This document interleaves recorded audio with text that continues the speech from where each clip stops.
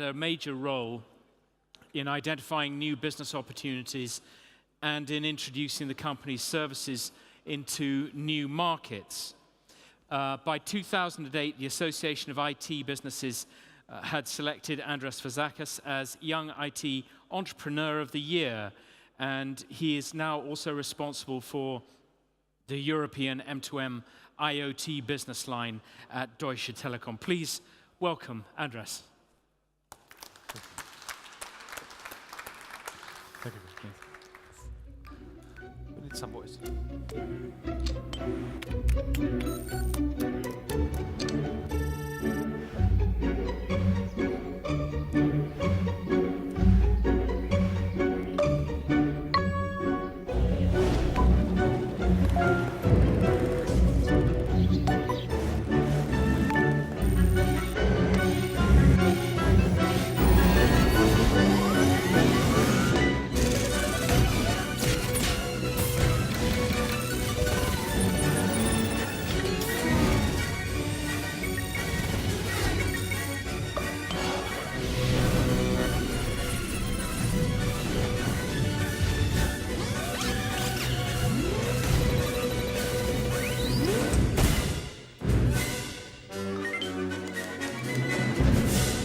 The new proximity of people, brands, and markets. That's zero distance.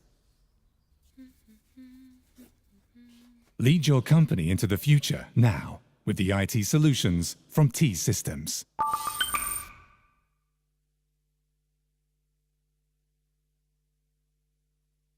So, good afternoon for everybody.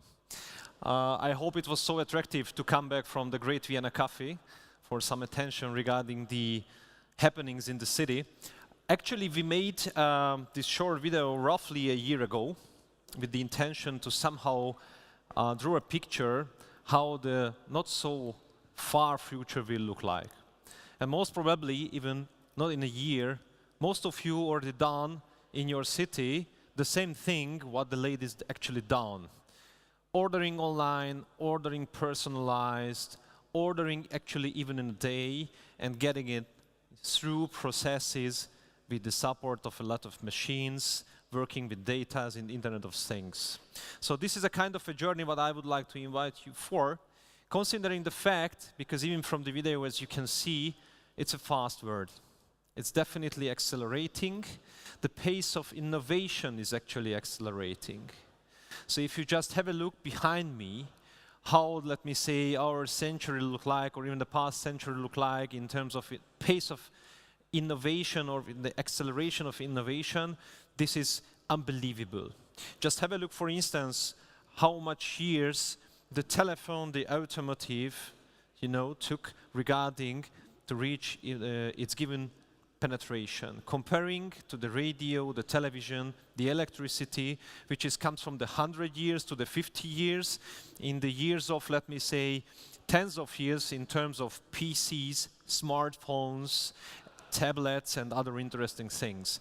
And now the key point, if you have a look on the connected devices, variables, Internet of Things, part of things in our life, it now becomes the 5 maximum tens of years in terms of acceleration of innovation. Where does it come from? Most of you, I'm quite sure you still remember in 2007 when a weird guy on a stage introduced something like as a screen and he called it iPad. Most of us, I'm quite sure, were running into the closest shop to pick up the thing, even not knowing what to do with that. Now we're using them as tablets, right? More or less we found their places in our life. We are using them next to our cow-size smartphones, even if we don't need it. But the point is that most of the things are become connected. Smartphones, tablets, variables in terms of the newest terms, everything become connected. And this is actually behind the whole acceleration story. Just to a little bit visualize for you, how does it look like? In time-wise, in 2018, according to the predictions, till up to 2020, these kind of connected things, acceleration will be amazingly fast. I'm not sure how much people in this room now already using, for instance, a smartwatch, and how much people already checked in coming to Vienna using their smartwatch in the scanner. But I'm quite sure at least 3, 4, 5 hands would be in the air if I would ask the question. It also affects, and actually this is what Mr. Hase in the previous presentation already pointed out, how we work with the data, how our nature working with data will change in terms of working with data. Especially from a communication provider perspective, it's quite interesting times. Because even 10 years ago, or even if you remember during this conference, talking about M2M meant, connectivity. How the things are connected. And this is how the value chain looked like today, coming from a pure connectivity, gathering the data, through transporting the data, we reached the point, even a year ago, actually to store the data. And we start to think about what to do with the stored data. Because that's one thing I gathered, I transferred and stored the data, but now we have 2 other steps at least. The next step, very close next step, is actually doing the insight with the data. What we can do with the data. And the last step, actually, which is slightly still ahead of us, actually doing the intelligence with the data. What can I do? What can I predict? How can I make money with the data? This is actually the biggest question ahead of us. And our role, again, as a telecommunication provider, trigger this intelligence regarding the data. One more thing before we jump to the other slide, sorry for that, but I think it's also important to mention a lot of parallel things are happening around us. If you have a look on the Uber story, I'm quite sure even in Austria now it's a big thing, right? If you have a look on the book market in terms of the e-book companies, as you can see the question here, why Barnes & Noble? Look at Amazon, for instance. So a lot of things happening in parallel with the question how to trigger the intelligence with the data. In terms of, the used words, also, let me say a lot of things has changed even since the last conference from the last year. I still remember during that event, when we purely discussed about GSM, connectivity, machine-to-machine communication, even the wording machine-to-machine was quite weird. And this is what you can see on the left side. On the right side, what you can see, IoT. Even a year ago, it was a kind of a buzzword or magic word, Internet of Things. Okay, what does it mean exactly? Today, it's become really, really obvious. Why? Because of the fact, according to the researches, even my dear mother knows more, or at least the same level, information about Internet of Things than about 3D printing and robotics. And I'm quite sure your parents are in the same mood. Even a couple of years ago, 3D printing or robotics on this kind of things become something like as a rocket science. Comparing to that, Internet of Things is well known, as you can see on the top row, by the people. What does it mean exactly and what's behind? One of the most known thing is actually smart cities in terms of researches. The former mayor of Denver, Mr. Wellington E. Webb, told the following. I like this quote very much. Actually, the 19th century is about the empires. The 20th century about the states. And now the main part, what he said, the 21st century is the age of the cities. This gentleman said it roughly 10, 15 years ago. Why?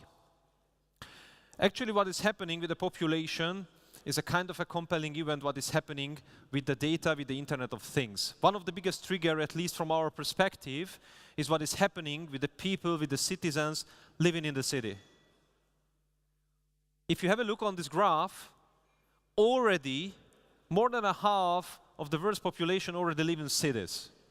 And the ratio become closer to 60-70% up to 2050. this amount of people will live in cities. Can you imagine? And can you imagine what kind of challenges the cities are already or will facing with? Because what is the nature of the city? Especially who works with a city or in a city in a position where she or he facing with the general problem, where do I have my revenue? Right? The majority of the revenue for a city comes from the taxes. To get more taxes, the cities has a major exercise to attract more and more people to live in the city. This is the most obvious way. Of course, it's not as easy, but the most obvious way how you can get more revenue, more taxes, attracting more people to live in your city. But on the other hand, and now the paradoxical situation of the cities is the following: the more people means more challenges. The more people I have in my city, the more challenges I'm facing with as a city. One of that is actually, even if I have more taxes, I have more citizens, I have more expenses, right?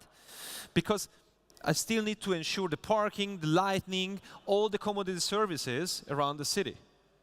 In parallel, of course, the greenhouse gas emission becomes an issue as well, because the more people in the city, just giving an example for you, the more cars are spinning around all the day looking for parking spaces. So challenges, challenges, challenges. And actually that's the way how we concluded as Deutsche Telekom to approach the Internet of Things from a city's perspective. Answering for these challenges, at least trying to give an answer for these challenges. According to that, we picked up a couple of major topics of a city. Let's start with the parking. As I already mentioned, a lot of people, including you and I, getting into the inner city, starting our exercise, let it be anything, to looking for parking spaces, right? Again, according to the researches, in a city, slightly more than 30% of congestion caused by people who are looking for available parking slots, parking spaces. Not to mention the noise, what this activity actually generates hours by hour, day by day in a city. That's one thing, one of the biggest challenges. The second thing is actually the major expense of a city. What is that? The lighting, the electricity. More than half of a city budget will be spent on electricity just to ensure the public lighting, the proper public lighting, because of course, mainly safety and pleasure reasons around the city. Again, attracting the people. But even if you have smart services implemented in the city, you have good answers for your challenges. One thing you still need, how to connect into this ecosystem the citizens. Obviously, you should connect them. According to our answer, at least today's leading technology, Wi-Fi seems to be one of the most obvious, the public Wi-Fi, to connect the people, the citizens into the ecosystem, to connect them different services. Of course, we are already started to work with other upcoming technologies and expected technologies like the ultra-narrowband. But for today, at least the main purpose to connect citizens to the ecosystem. How does this ecosystem look like? At least from Deutsche Telekom's perspective as a vision. What we believe in is a kind of a multi-purpose network, using the lightning network, the lightning poles as major elements in a city as a network.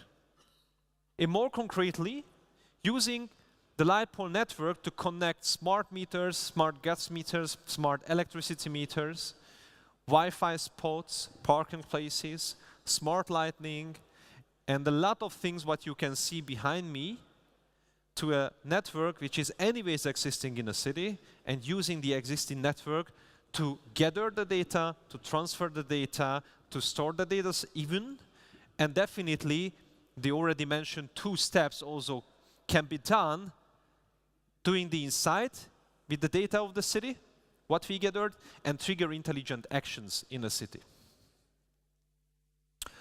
Why we do believe in that as Deutsche Telekom we can make it? The reason, more or less quite simple. We as a telecommunication provider in the past tens of years, we already gathered a lot of experience planning very complex networks, implementing the plans, and having the capability to execute our plans and already implemented next works in terms of operation. We are capable to do actually all them and even doing further interactions with the network. Just to prove the previous statement, let me show a couple of concrete examples as answers for concrete problems all around Europe.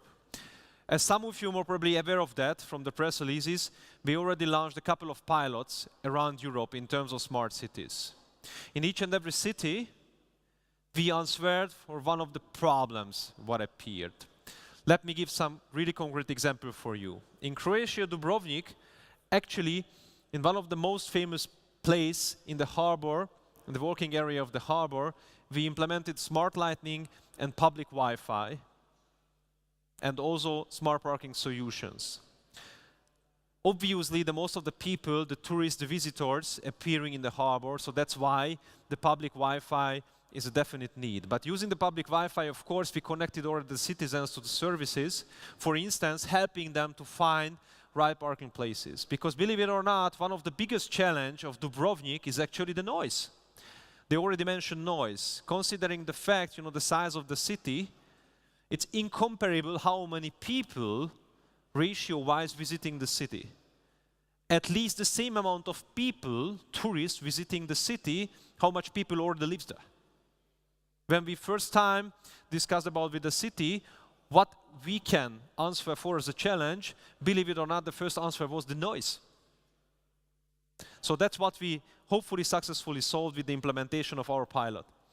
Also in Krik, as an island, we just call them internally smart island solution. We more or less implemented the same services, which is also a kind of a challenge here because it's a relatively small island, where you should also manage more or less the same problems when in a medium or a large size city.